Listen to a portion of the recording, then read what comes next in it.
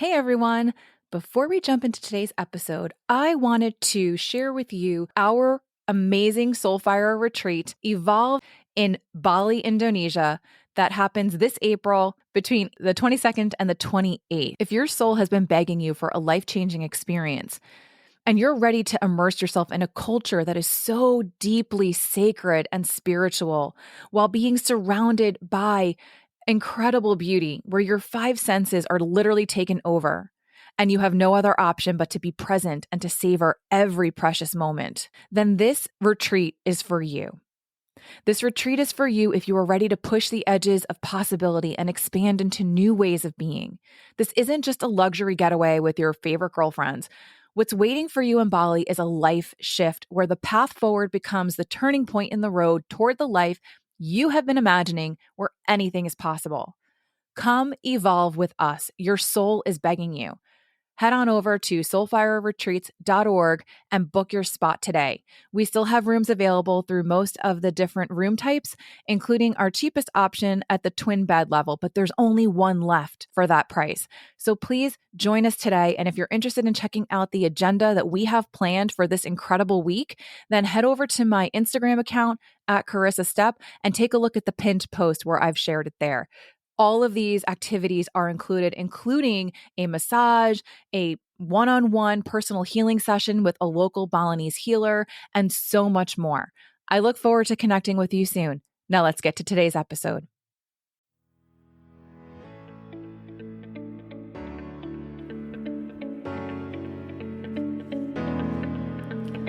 Welcome to the Stepping into Meaningful Relationships podcast. I'm your host, Carissa Step. I'm a relationship and human design coach, and this podcast is designed to help you create a stronger connection to yourself so you can transform the relationships around you, whether that be with your partner, a friend, a parent, a child, or your business. We will be looking at relationships through the lens of human design, and my guests and I will bring you the tools, tips, and tricks to create deeply meaningful connections with others. But first, let's start with you. The most important relationship you have is the one with yourself. Thank you for tuning in. Now let's get to today's episode. Hey everyone. Welcome back to another episode of Stepping into Meaningful Relationships. I'm your host, Carissa Step, and this is the podcast for you if you are looking to improve your most important relationship, the relationship with yourself, so that you can more deeply and intimately connect with others. Today we're going to be talking about why you are not a burden. And I'm going to be sharing some personal stories here and personal experiences that I've recently had that were really eye-opening for me, because I was the type of person who grew up being very hyper aware of the emotions of everyone around me at all times. And I often felt very responsible for either making other people feel happy, helping them feel comfortable, or ensuring that they weren't upset, mad, or angry with me. Because in my little child mind, if they were upset, most likely I assumed that it was with me, that I had done something wrong. So again, this all points to people-pleasing behaviors, which are a codependent behavior. But I distinctly remember being in first grade, giving my mother a Mother's Day card with the lyrics written on the inside to the song, "You Are My Sunshine." Now, my mother used to sing me that song when I was young. So when I went to go hand her this card, I was so excited to give it to her. Number one, because I knew that it had lyrics inside that meant something to her, but also because I had made a daffodil out of construction paper that stuck out, right? So it was like a 3-dimensional daffodil made out of construction paper on the front of this card. Well, when I handed her the card and she opened it and she read it, she started crying. I got so upset and started crying too, and apologizing to her and saying to her that I'm sorry that she didn't like it, and I'm sorry for making her upset, because I internalized that I had done something wrong. I had internalized that I was the reason why my mother was crying. I remember feeling so ashamed. And I think I recall I think I ran away. I think I literally went to go and hide because seeing her so upset made me feel terrible inside. As my mother quickly tried to regain her composure and dry her eyes, she asked me why I was so upset, not understanding my reaction to her reaction. I don't really remember exactly what I said to her, but I do remember being really confused when she told me that she was crying because she was happy. Because all I felt and all that I could really see in her eyes was sadness. Now, my parents had a lot of things that were kind of going on in their lives at that time that I was not privy to as a 6-year-old child. And it wasn't until I got much older that I began to understand some of the stressful events that they were experiencing at that time. And the thing is that when I later understood what was happening, I kind of felt a little bit like my parents had lied to me, right? It almost felt like, wow, there was so much of my childhood that I just didn't really understand what was going on sort of behind the scenes, right? Like I thought it was great, but looking back on it, there was so much stuff going on in my parents' adult lives that I had no clue about. And it almost felt like my childhood was some kind of sham. It also made me question whether or not I could actually trust my emotions. When my mom told me that Mother's Day that she was crying happy tears, a small part of me was relieved to know that I hadn't done anything wrong. But there was another part of me that was deeply confused because all I could feel and all I could sense was her sadness. Looking back on it now, I really think that this was a defining moment for me. In that moment, I not only learned to not trust my intuition, but I also learned that my emotions were not safe and that her emotions were not safe to be trusted. It's possible that I lost a little bit of trust that day in my mother as well, where I would constantly, throughout the rest of my life, question if she was telling me the truth or placating me. I also took on this subconscious belief that if you're not feeling anything other than okay or happy, then it's acceptable to lie about how you're actually feeling, right? By telling everyone that you're fine, that everything's okay, because dark and heavy emotions are not safe to be shared. I thought I had to bottle everything up and that my emotions weren't safe to feel or express. And that really lasted until I learned in my very early 40s just how bad it is to not allow yourself to feel your feelings. And it wouldn't be even until much more recently that I would learn how to finally ask for support when I was struggling with big feelings or hard things in my life. Allowing myself to vulnerably accept help instead of placing all of the responsibility on my shoulders to nurture and take care of everyone else without expecting anything in return was a really big step for me. And this big aha happened and has continued to unfold since Transcend, along with a bunch of other lessons that I've learned. But the Transcend retreat that my partner Liz and I hosted in Harpers Ferry, West Virginia earlier this month. Now, at the beginning of this retreat, before anyone had even really arrived, and then again, we did this through a ritual with the group, Liz and I consciously tried to create with intention a safe space for everyone to feel comfortable, for everyone to feel safe enough to experience whatever it was that they needed to experience by being there that weekend. We invited them to be open to the journey, to the rituals, the experiences, and the connections that we were all going to build over that weekend. The last thing that I expected was that these incredible women would also be holding a safe space for us as well. You see, it was during this retreat that I learned that it was possible to safely share how I was feeling and to ask for support or even just accept support when I needed it without feeling guilty. Yes, I had done a lot of work on myself leading up to this point, but it wasn't until I was in the company of these incredible and amazing women, that I would finally feel safe enough and comfortable enough to open my heart fully and allow myself to accept the support that they offered willingly without expecting anything in exchange. During our last night in Harper's Ferry, we guided the group through a seance.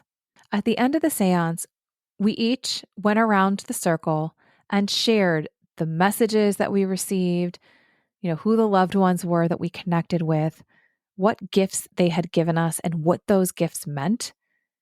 And I found myself crying along when others would share their stories, their messages, their touching, loving exchanges that they had with their past loved ones. And then it was my turn. And I did something that I never would have allowed myself to do in the past, especially not as one of the quote unquote leaders of the group. I let myself cry. And not just as in my eyes teared up and a couple of them rolled down my face. No, this was like snot nosed, can't get the words out kind of cry. And the amazing thing is, this group of women sat there and didn't make me feel uncomfortable. No one tried to tell me that I was fine. No one told me to pull it together. No one walked out of the room, and no one made me feel ashamed or guilty for taking up space. They just held space for me as I cried and tried to share through the sobs what I had experienced while releasing the emotions that came with it. I realized after that weekend ended that my heart had literally bursted wide open. And I know that I've said that before, but I also find it amusing because each morning Liz and I would meet to discuss the plans and itinerary for the day before everyone else got up. And on the second day of the retreat, she asked me what my intention or word of the day was. And the word that popped out of my mouth was opening. And I put my hand on my heart and I said, like a heart opening. And she was like, yes, yes, because I had the word open, which is very funny because that's very much how we kind of work. We tend to sort of always be on the same page without realizing it, which is such a joy and such a pleasure. And I'm so grateful for that. But I had no idea when that word came out of my mouth, all the ways in which that was going to unfold that day and in the days, weeks, and I suspect months that followed. But let's get back to the story. So I felt so liberated to finally feel okay and safe being all of me with this group of women and being loved and accepted in spite of it. So I could be slap happy and silly, or I could be really serious leading the group through a guided meditation to meet their past loved ones. It's all me. And it felt so good. It was something that I hadn't realized I was deeply craving and missing in my life. The deep connections that we formed, the safe spaces that we created, it all felt so unfamiliar. And for me in particular, since I can't speak on behalf of everyone else, I had become so accustomed to feeling unsafe emotionally due to so many unhealthy and toxic relationships in my life. It was almost as if I felt safer in feeling unsafe, if that makes any sense. I guess I had normalized feeling unsafe in my body for so long that feeling safe felt foreign, scary, vulnerable. And yet at the same time, after I experienced it, it felt so enriching, satisfying, and nourishing. It got to the point where when I returned back home from Transcend, I felt like I was on a high. I felt like I was a totally different person until I settled back into an environment where I again started to feel unsafe. So perhaps you're curious to know how we can begin to create that feeling of safety within ourselves. So in order to connect more deeply with others, you need to know how to bring yourself back into feeling grounded, into feeling calm, into feeling present. Because when we're in a fight or flight nervous system state, or we're in our sympathetic nervous system, what happens is we end up just reacting emotionally to everything and everyone around us. And that can have a really deep impact on the people that you are interacting with throughout your day. You may find yourself snapping at your kids or losing your patience with cars and traffic. You might find that you are judging and criticizing everyone around you as a way to help yourself feel safe, validated, and in control when you're really just not okay because you are subconsciously perceiving that you're in danger. And now, of course, these perceptions of danger are not necessarily things that are life threatening. But what that means is that some underlying belief that you hold about yourself is being triggered. So you don't feel safe to either be you or you don't feel safe because you're expecting and anticipating deep emotional pain. So if you're constantly in that sympathetic nervous system state, or you're in a freeze where you're completely numbed out and dissociated from your feelings, then you're not going to be able to connect at a much deeper level with people around you. And that includes your friends, your loved ones, your children. In order to connect more deeply with other people, you have to be vulnerable. You have to be able to, number one, feel your emotions. So if you're stuck in a freeze response, you're not going to be feeling your emotions. Or if you're activated into a fight or flight response, then you're feeling everything in an amplified way. So you're just going to be reacting instead of actually responding in a thoughtful, kind, compassionate, empathetic way. And then at the same time, if you are struggling with something big in your life, you're not going to even feel safe then to ask for the support that you need. Asking someone for support can feel very vulnerable. But if you're in your emotional brain and are acting from a place where you don't feel safe, the last thing you're going to do is allow yourself to be vulnerable. So many of us, especially women, I find struggle with things that are hard in silence. So many of us don't want to burden others with our health problems, with the issues that we're experiencing in our relationships, with the things that we're struggling with in terms of being a parent, with things that are going on at work, because it feels like we're being selfish in some way. It can feel like we're being a burden if we were to actually ask someone for help.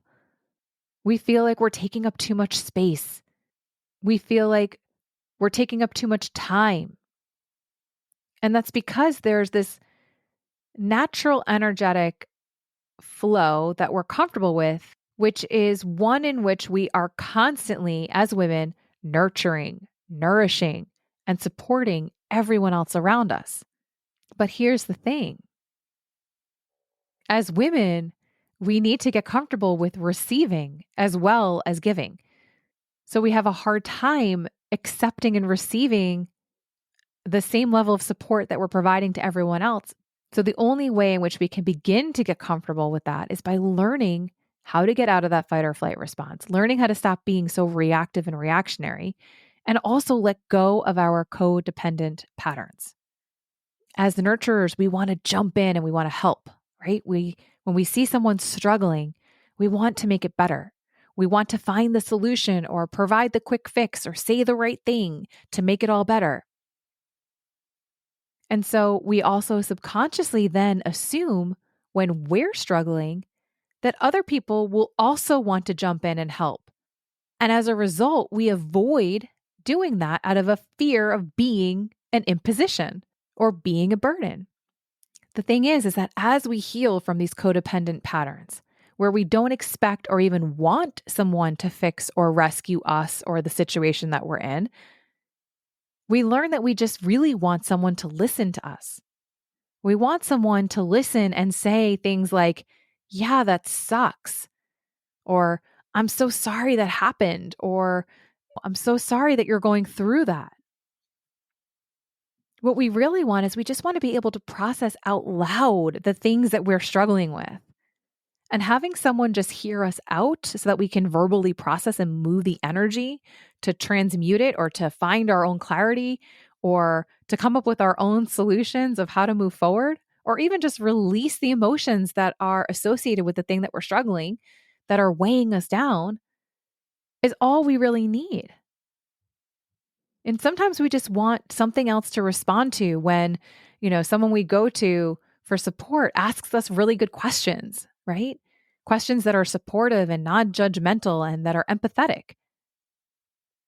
And sometimes our emotions feel so big that we don't want to express them out loud because they feel too scary, too overwhelming. And all we need is someone just to hold that safe space for us so that we can safely feel, express, and release them without getting uncomfortable or walking away or making us feel like we're too much, and without the other person feeling like they have to say the right thing or do something to help us, right? To fix it.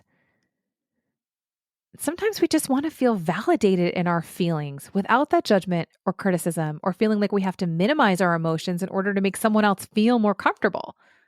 We've become so afraid to take up too much space, too much time, too much energy. But we also have to realize that when we do that, when we do open up and share vulnerably with other people, we're actually allowing them the opportunity to get to know us better, to get to create that more deeply meaningful connection. So if you have this underlying belief that you are responsible for everyone else's emotions and you're responsible for supporting people in a way that looks like fixing or rescuing or even sacrificing, then you may not be asking for the support that you need out of the fear that you are in position. And I'm here to tell you right now to stop downplaying how you feel or minimizing what you're struggling with. You are worthy of support, love, and validation. The second lesson that I've learned as a result of all this is that it's okay for me to set boundaries about who it is I ask for that support from in my life, because I have people in my life that have proven to me over time that they're not safe people for me to go to.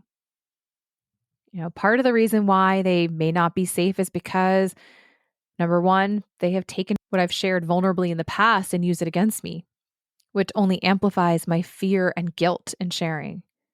Or they've proven to me over time that it's not my feelings that matter, but rather their feelings that matter more. And so I end up being pulled back into their codependency patterns and into a role of having to fix or rescue them from the emotions that they have around what I am struggling with. Because as always with unhealthy people, it goes back to them and how they're feeling rather than what someone else is asking for or what someone else is feeling. And that's usually because they have very little to no empathy. Or they've proven to me that they're just not someone that I can rely on for the kind of support that I need, because there's always a cost. It always comes at a cost, right? There's a transaction on the other side, as though I owe them something in return, rather than them just offering unconditional love, acceptance, and support. Sometimes that thing is they're looking for recognition. They're looking for me to feed and boost their ego. As a result, they're looking for, they're getting their power needs met because I'm coming to them vulnerably and sharing something. And so it puts them in a position of power to feel better about themselves, as opposed to helping me just feel validated in my experience. So I've really had to spend a lot of time digging deep and understanding which people are safe in my life and who do I need to set more boundaries with around what I share. And maybe who are the people in my life that I've never really given a chance to create a deeper relationship with. And it's because of my own fear, right? The fear that, maybe they'll make me feel bad for sharing, or they'll tell me that I'm too much, or God forbid, they might think less of me for the fact that I can't figure it out, or that I am finally asking for support that I need, even though I've willingly offered them unlimited support in the past.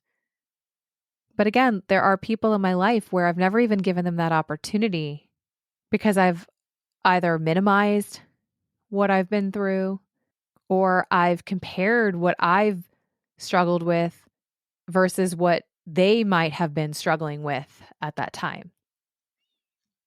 And I think that this is actually something important to highlight because we often downplay what we're experiencing because we assume that what someone else is going through is so much worse, right? We compare what we're going through relative to what someone else is going through, and then we deny ourselves of the opportunity to support each other at the same time.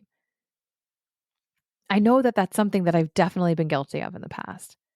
And listen, like, I'm not saying that if someone calls you up and tells you that someone close to them died, that it's time for you to start sharing all the things that you're struggling with, right? There's obviously a timing element to all of this.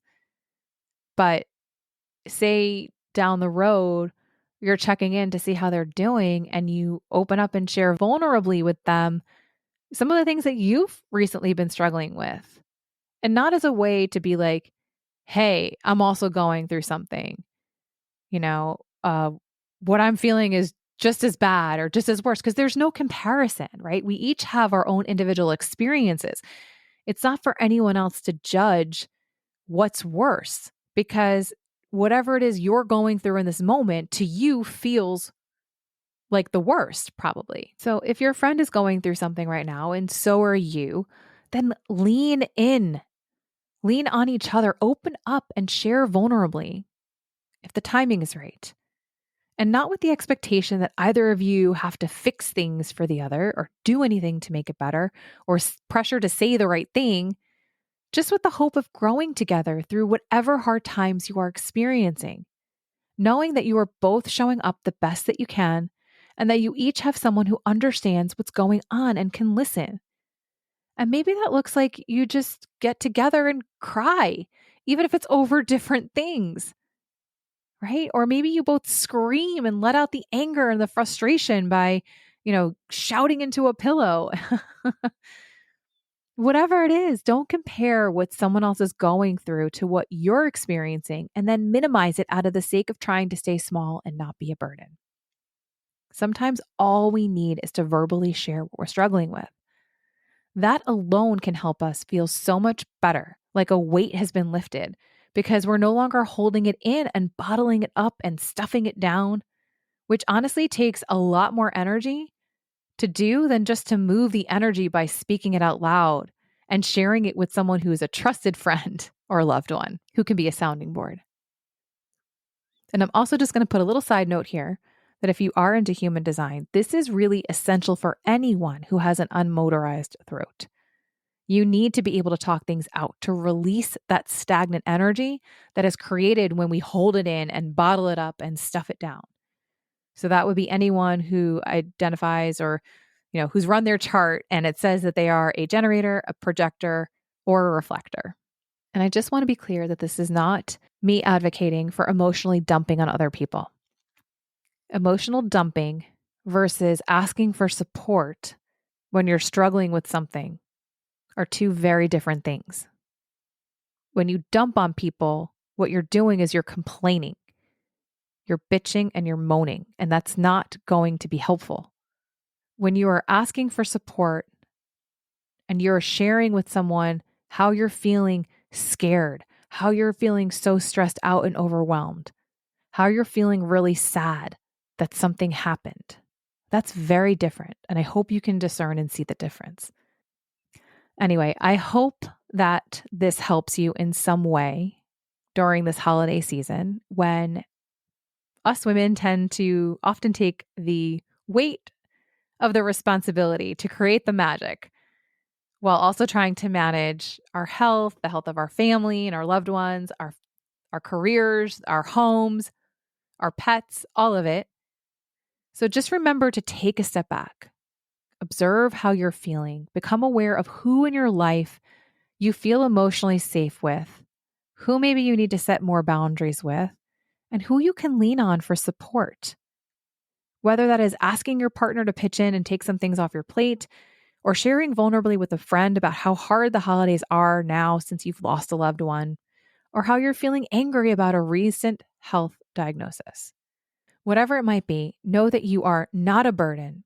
Your emotions are valid, safe to feel and express, and that you don't have to minimize whatever hard thing you're experiencing right now in order to make someone else more comfortable. And as cheesy as this will sound, I'm also here to support you. Until next week, everyone, be well. If you're hearing this message, that means you've listened all the way to the end. And for that, I am truly grateful.